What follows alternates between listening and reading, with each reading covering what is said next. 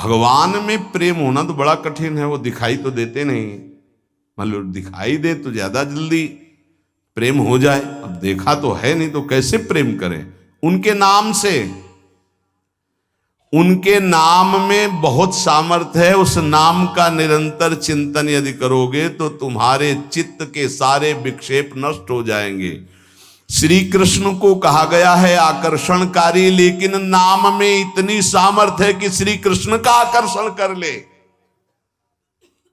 ये बात अनुभवी महापुरुष ही बोल सकते हैं। श्री कृष्ण का आकर्षण त्रिभुवन को आकर्षित किए और नाम श्री कृष्ण का आकर्षण कर लेता है। इसलिए बिना देखे भी परम सिद्धि को वो प्राप्त होते हैं जो निरंतर नाम जप करते हैं। महाराज कहते हैं कि कृपावान ही भजन करता है। कृपा तो सब पे है, फिर सब भजन क्यों नहीं करते हैं? सब पर मोरी बराबर दया। महात्मा और भगवान की कृपा सबके ऊपर समान होती है। उत्तर पर जो भगवान या महात्मा की आज्ञा का पालन करता है वही उस कृपा का पात्र बनकर कृपा को रोक पाता है, अन्यथा प्रवाह है, निकल गया। जो महात्मा या भगवान की आज्ञा में स्थित रहकर परिस्थिति के अनुसार ना चलकर उसमें अंतर ना आने दे, परिस्थिति के अनुसार, बोले दुखद परिस्थिति आई भजन छूट गया, आज्ञा का पालन नहीं हो पा रहा, ऐसा नहीं।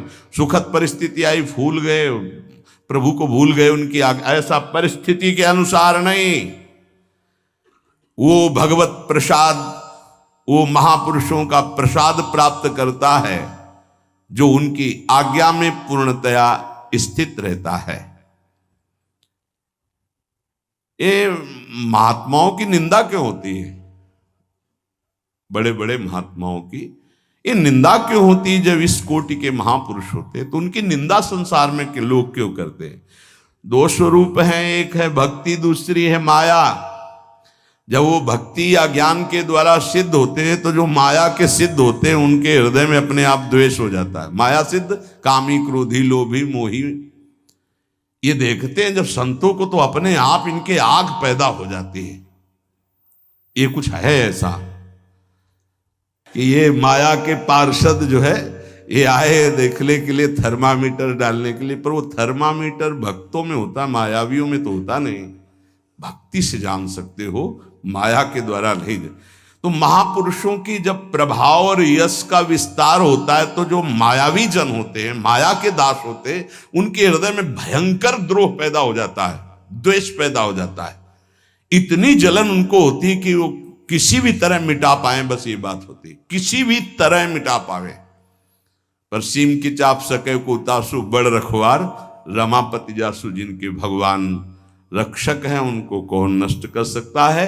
तो इसलिए उपासक को ये भी तैयारी रखनी है कि अपमान, निंदा, तिरस्कार ये हमारे इस मार्ग के पुरस्कार हैं। मिलेगा, मिलता रहा है, मिला है, मिलेगा पक्का।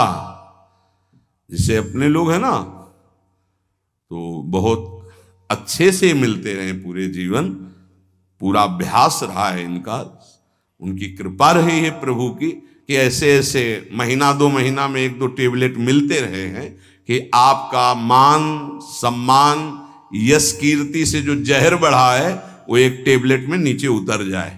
वो उतारते रहते हैं किसी न किसी महापुरुष को भेज करके, माया के महापुरुष, और वो ऐसा बर्ताव कराते हैं। फिर पूछते हैं अब क्या? तो होता है आपकी बड़ी कृपा, तो आगे निकल गए। हम ही थे और कोई नहीं था, हम ही थे और कोई नहीं था। ये तो हम आपसे प्रश्न कर रहे थे। साधक इस बात पे सावधान रहे कि जब उसकी निंदा हो, अपमान हो, तो समझे कि मेरे प्रभु मेरे सामने पढ़ा करके जगत गुरु अब वो प्रश्न कर रहे हैं, मुझे सहन करके आगे निकलना है। जहां सत्य मार्ग की चर्चा मिले तो सुनो, नहीं तो नाम जप करो, एकांत सेवन करो। ऐसी कोई बात मत सुनो जो नाम रूप लीला धाम से आपको विलग कर दे, नहीं तो जीवन की बड़ी भारी हानि हो जाएगी।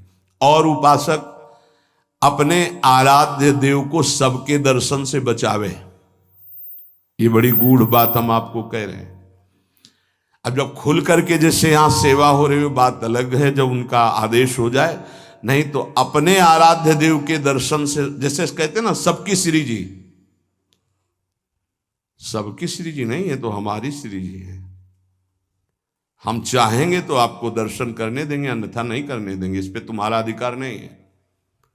अपनी जो श्री जी हैं इस पे केवल अपना अधिकार है। पूज्यपाद शिवड़िया बाबा जी महाराज, परमात्मा सर्वव्यापी सबकी वस्तु है पक्का, पर प्यारे लाड़िले प्रभु अपनी वस्तु हैं। जो हमारी पूजा में विराजमान, हम छूने दें ना छूने दें, पूजा करने दें ना करने दें, दर्शन करने दें ना करने दें, इसमें मेरा पूर्ण अधिकार है। ये सबकी वस्तु नहीं है, ये सिर्फ हमारे हैं। जैसे पृथ्वी पर सबका अधिकार है, लेकिन उस पृथ्वी में हमने मकान बना लिया, अब मेरा अधिकार घुसने दे ना घुसने दे, आने दे अंदर ना आने दे। पृथ्वी पर सबका अधिकार, परमात्मा पर सबका अधिकार है, लेकिन जो हमने प्रभु की सेवा विराजमान की, इस पर सिर्फ मेरा अधिकार है। हम चाहें तो तुम छू लो, हम चाहें तो तुम देख लो, नहीं पर्दा लगा देंगे। ये तुम नहीं कह सकते कि खोलो श्री जी सबकी है, नहीं, सबकी श्री जी ढूंढो जाके, ये हमारी पर्सनल श्री जी है, ये हमारे पर्सनल ठाकुर है। जैसे पृथ्वी सबकी, मकान हमारा, जितने में हमारा मकान बन गया है, इसके अंदर आने दे तो हम आने दे, ना आने दे तो ना आने दे।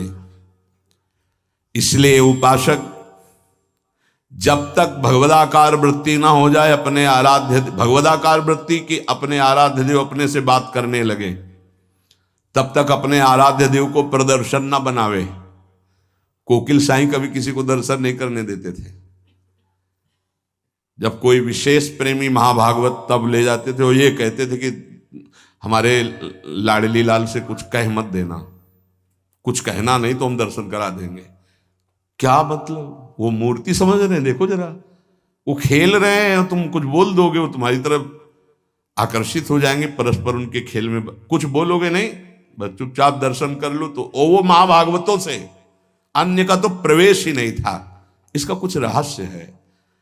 अपने ठाकुर जी को प्रदर्शन न बनाए, अपनी सेवा को प्रदर्शन न बनाए, अपने भजन को प्रदर्शन न बनाए।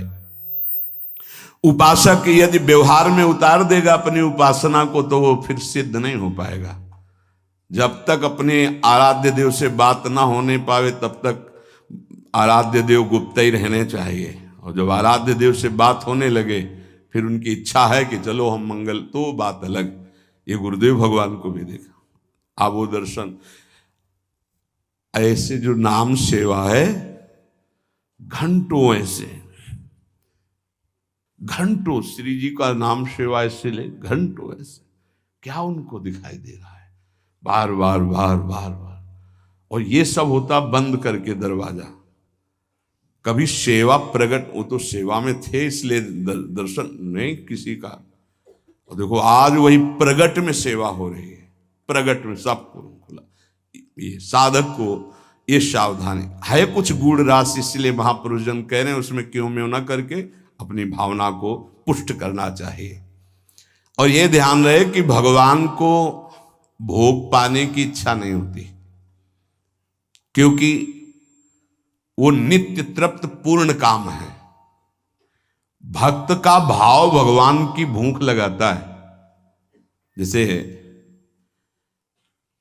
भोजन की खुशबू जो है, भूख ना लगी हो तो भी लग जाएगी ना, बढ़िया ऐसे बने हो तो देख के लगे चलो भाई।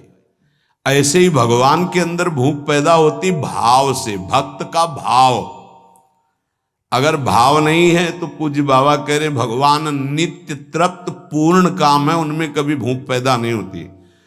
जब सेवा करने वाला देखा है हमने कि 2 रोटी और सबसे भूख लगा, फिर गरम गरम रोटी घी लगा के दौड़ के जा रहे हैं, एक एक परोसते जा रहे हैं। ऐसे एक साधक छोटे छोटे टुकड़े करके पवाते जा रहे हैं, एक व्यजन कर रहे हैं, पंखा कर रहे हैं, बीच बीच में थोड़ा अनुकूल जल पिलाते, कभी मीठा पवार के भाव।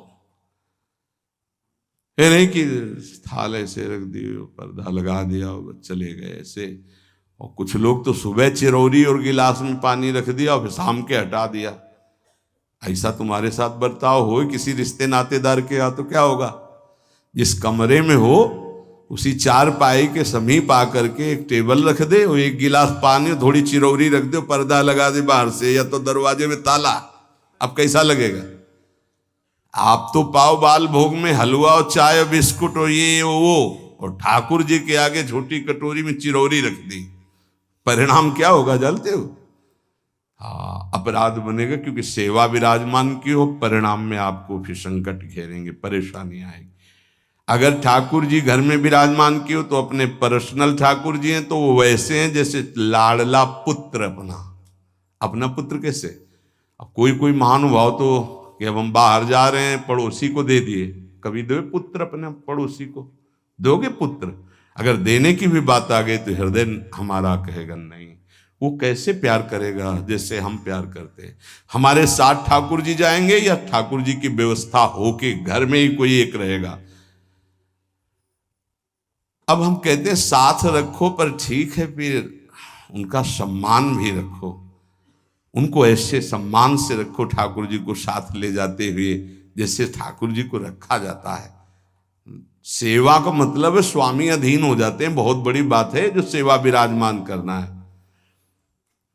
देखा जाता है ठाकुर जी बहुत ऐसे हो गए, ऐसे तो सेवा बताती है कि तुम ठाकुर जी को प्यार नहीं करते, तुम तो ऊपर से बहुत चिकने सब लगाए। ठाकुर जी कैसे, उनका कैसा चेहरा होगा? इसका मतलब सेवा बताती है कि तुम कैसे सेवा कर। इसी सेवा से प्रभु की प्राप्ति हो जाएगी। भावपूर्वक भोग लगाओ तो उनको भूख लग जाएगी। भावपूर्वक आभूषण पहराओ तो तुमसे कहने लगेंगे। कितने भक्तों से ठाकुर जी बात करने लगते हैं जो तन्मय हुए,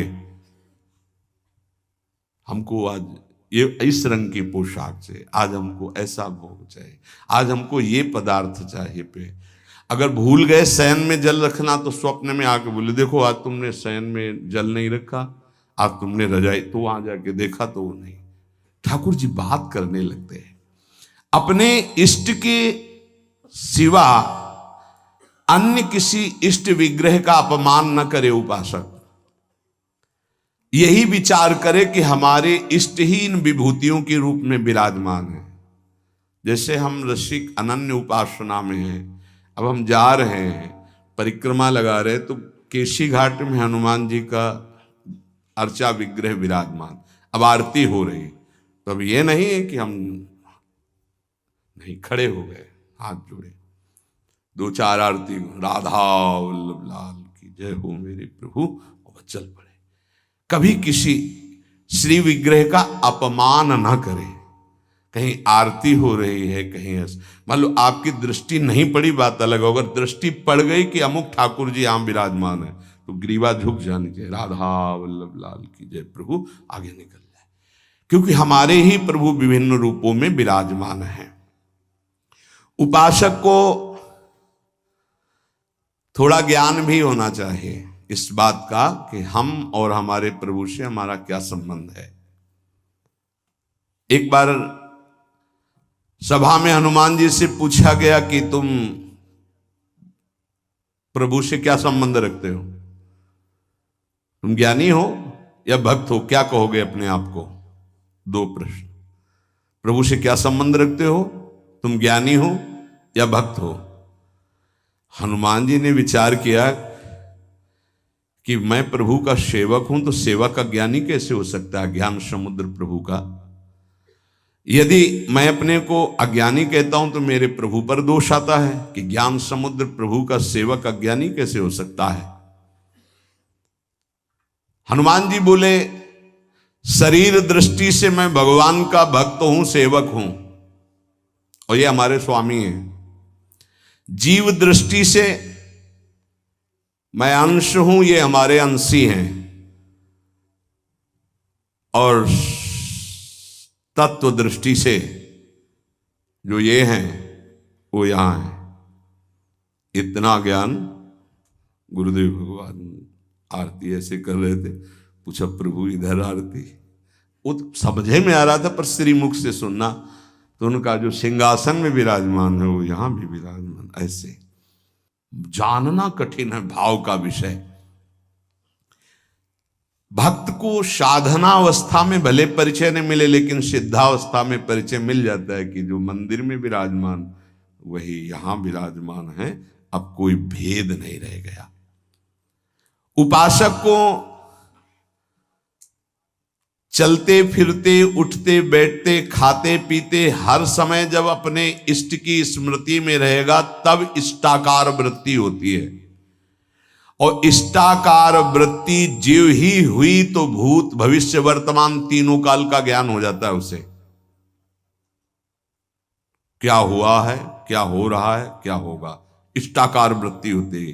किसका? जगत का नहीं। जगत का चिंतन तो कब छूट गया, अपने इष्ट का। पूर्व में क्या लीलाएं हुई, वर्तमान में क्या हो रही, आगे क्या होने वाली है, ये ज्ञान प्राप्त हो जाता है।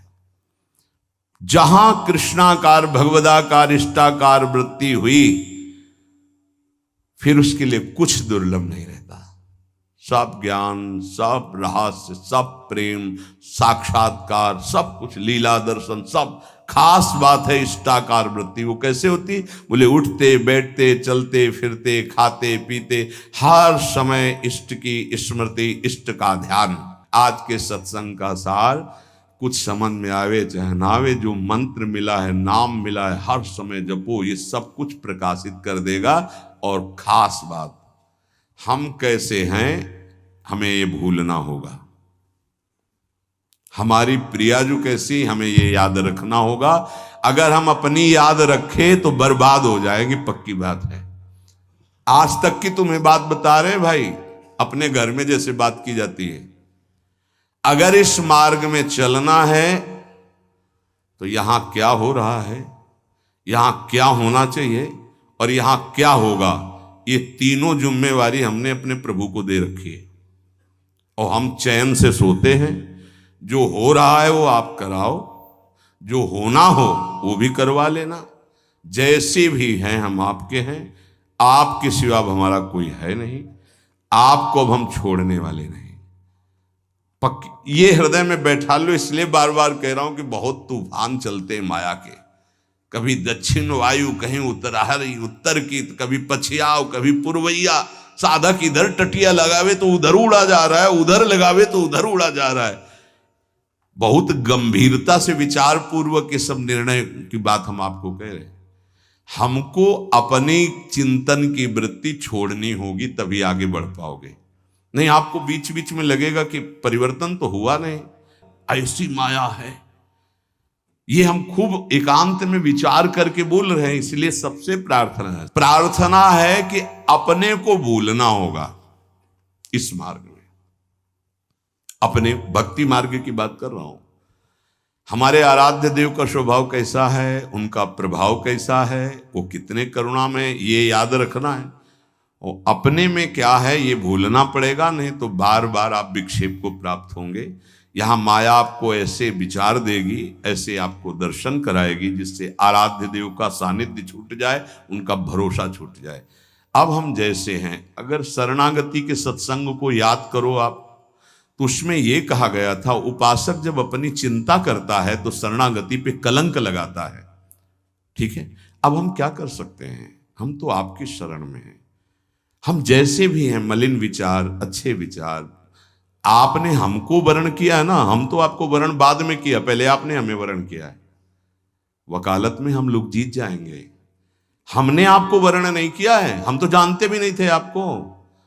आपने चयन किया पूरे संसार से, अलग अलग बुलाया, कोई हरियाणा से आया, कोई पंजाब से आया, कोई उत्तर प्रदेश से, कोई तो पकड़ के मंगाया ला आपने अपने भाव द्वारा घसीटा। जब उन्होंने चयन कर लिया है तो क्या देख के चयन किया है? हमें कोई विशेषता थोड़ी देखी है, हमें अधमता देख के चयन किया है। ये बेचारा साधन करके भगवत प्राप्ति नहीं कर पाएगा। अब हमको साधन से क्या मतलब है? तो किससे मतलब है?